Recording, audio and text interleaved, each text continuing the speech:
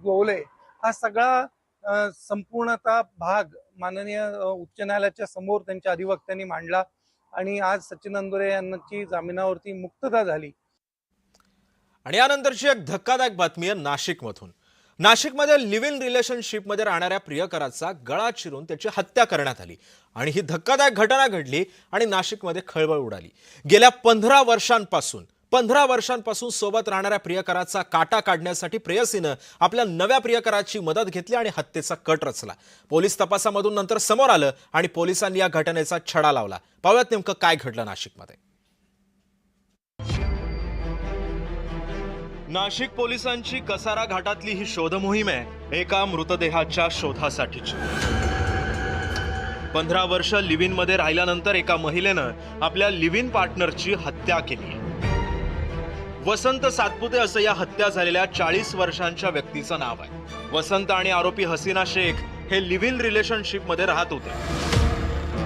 गेल्या काही दिवसांमध्ये हसीना शेख हिच्या संपर्कात साहिल शाह आला आणि साहिल आणि हसीनाच्या प्रेमसंबंधात वसंत सातपुते अडसर ठरू लागला।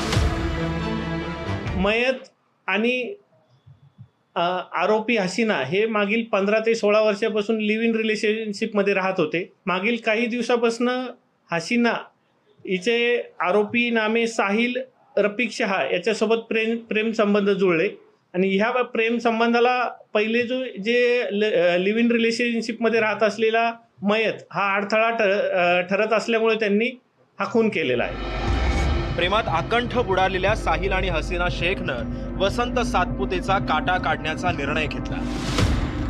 दोघांनी मिळून 6 ऑगस्टच्या रात्री वसंतची हत्या केली। त्याचा मृतदेह तब्बल 18 तास घरातच ठेवला। त्यानंतर पहाटेच्या वेळी कसारा घाटात मृतदेह टाकून दिला। वसंतचा संपर्क होत नसल्यानं नातेवाईकांनी थेट पोलीस ठाण्यामध्ये तक्रार दाखल केली। या तक्रारीवरून पोलिसांनी तपास सुरू केला असता हसीना आणि साहिलनं वसंतची हत्या केल्याची कबुली दिली।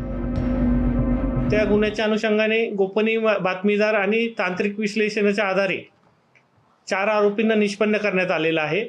आरोपींनी गुन्ह्याची कबुली दिलेली आहे। त्यासोबतच आरोपींनी निवेदन पंचनाम्यामध्ये अपहरण केलेल्या व्यक्तीचा खून करून पुरावा नष्ट करण्याच्या उद्देशाने प्रेत हे कसारा घाटामध्ये टाकलेलं होतं। त्या ठिकाणावरून आपण डेड बॉडी रिकव्हर करण्यात आलेली आहे। पोलिसांनी या हत्या प्रकरणाचा अवघ्या काही तासांमध्येच छडा लावला, पण नव्या मित्रासाठी 15 वर्ष लिव्ह इन रिलेशनशिप मध्ये राहिलेल्या प्रियकराची हत्या करण्यास हसीनानं क्षणभरही मागपुढे पाहिलं नाही।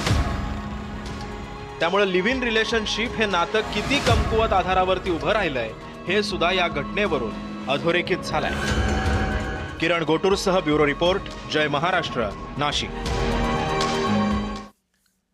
आणि या रिपोर्टसह बुलेटिनमध्ये वेळ झाली एका छोट्याशा ब्रेकची। कुठे जाऊ नका, पाहत रहा जय महाराष्ट्र।